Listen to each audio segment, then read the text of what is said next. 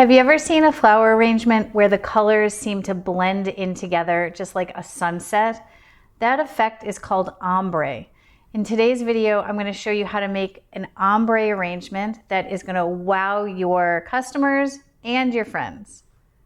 My name is Ellen Frost. I'm building a community of flower friends online at FlowerMore. You can check it out on my website at ellenfrost.com. Also, subscribe to my free weekly newsletter, FlowerNerd. The link is in the description. So ombre, I feel like if you look at Instagram, there are so many examples of designers doing ombre arrangements, and you may not have the right words for it, but you know it when you see it. It's that color blending that just makes it feel like every color sort of blends into each other as you go. So today I'm going to show you how to make a really simple ombre arrangement with heirloom mums. And I'm using this white hobnail vase. Now this vase is a little bit weird. I've already put water in it, but I think hopefully you can see. It's only about 2 inches wide and it's sort of oblong. So this is not a normal, round or even square vase. This has a very unique shape. I think of it as like an envelope actually. And I know that you can get these kind of vases. I know Accent Decor has a vase like this. This is a vintage hobnail vase. So the challenge with a vase like this, before we even get into ombre, is that it's really going to have a front and a front. There is not a lot of room to put your stems in at any sort of angle. So all of our stems are going to be really straight up and down. And this design is going to be built more like a step than any other arrangements that we normally make. So I'm not going to use any mechanic in this. And when making ombre arrangements, so ombre, the word ombre is French and it comes from the French word for shading. And what we want to do is have these colors blend into each other. So if we used these flowers in any mix in another sort of arrangement, that would be beautiful, but you might not see the progression from color to color to color if they aren't all sort of lined up next to each other, blending in together. So that's what we're going to do today. We're going to go from the darkest shades of flowers we have to the lightest shades. So the first mum that I'm going to start with, this is called Fort Vancouver. This is the first time I've seen this mum, and I'm just going to say this might be my all-time favorite mum. I have another one here that had been my favorite, but this color, I just have never seen anything like it. It's a deep, dark cranberry. I don't know. It is the best mum I've ever seen. So thanks to Hill & Homestead for these. I know these were disbudded this year, so really trying to have one big bloom on the top. There are still some side shoots, but really trying to focus on one big bloom. And for an arrangement like this, that's terrific. I'm going to take off all my side shoots and leaves, and then I'm going to start my arrangement. Now you can see what my flowers are doing. They're going to fall to the side. They want to automatically do that. So that's okay. We're going to build this totally different than we would an arrangement in the round. I'm going to let it just fall to the side. My next flower, I'm going to also let fall to the side, but I'm thinking of a step here so that you can really see these colors really nicely.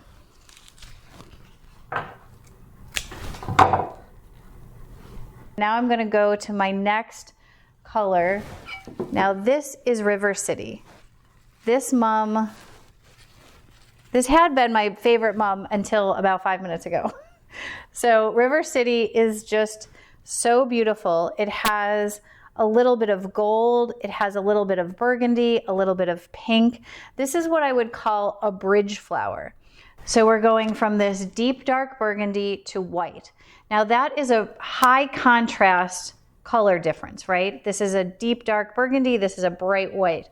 So combining these two in arrangement is going to feel very contrasting and also maybe a little bit uncomfortable. Like there's too much contrast between these two colors.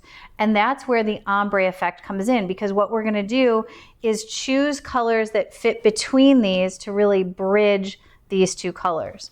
So the first one of those that we're going to choose is River City, because River City has that little bit of burgundy in it, but it has a little bit of pink, and that gold is moving us into our lighter color palette. So I'm going to use River City next.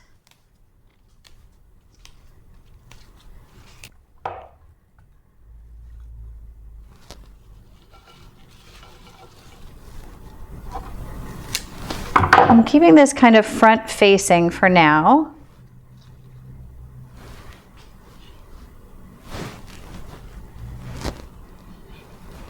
I'm going to work on it from both sides. I'm going to put one more of these in.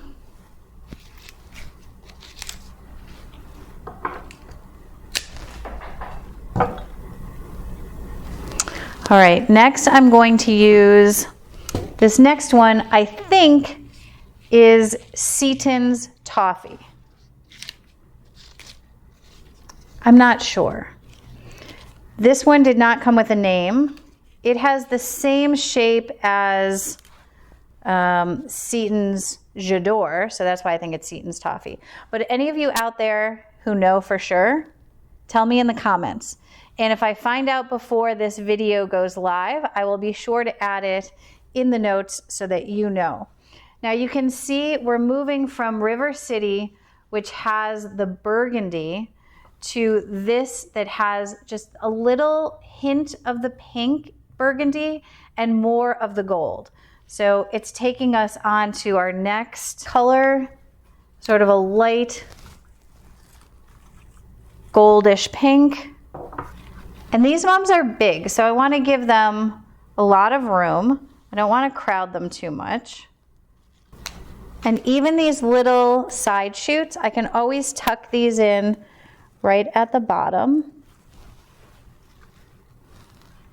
Next, we are going to use this blushy pink. This is Seaton's J'adore. Now this, I feel like, has been for many years the most popular mum for weddings because it does have this sort of blushy pink, but you can see when it's not fully opened, it has that little bit of gold and that little bit of pink that we're taking from these other stems. So I'm going to add some of our Seaton's J'adore. I also love these because they're a little bit smaller in size, like their bloom size is a tiny bit smaller than these. So it's a good way to have a little bit of different texture, different shape. Sometimes if you're using only mums, it can start to feel just like too round and too big. So I'm going to use some of the Seaton's J'adore.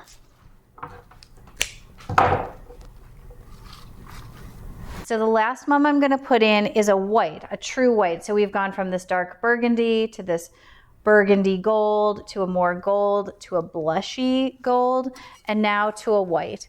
And this is Mount Shasta. It is an incurve mum, which means that the petals actually curve upwards. They're so unique. These are mums that are shown a lot in competition, this sort of mum. And I've had them in my shop for a couple weeks now, and our customers love them. So I'm going to add a little bit of this white. And they're pretty branchy, so I might be able to get a couple of cuts off of these.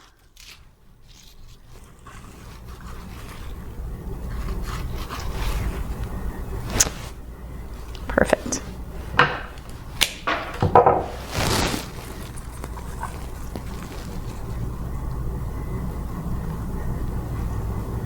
You can see I'm taking a lot of time with the placement because I want to get the placement right so that we can really see that progression. Now I'm going to go back in and just tweak a little bit, add a couple more stems.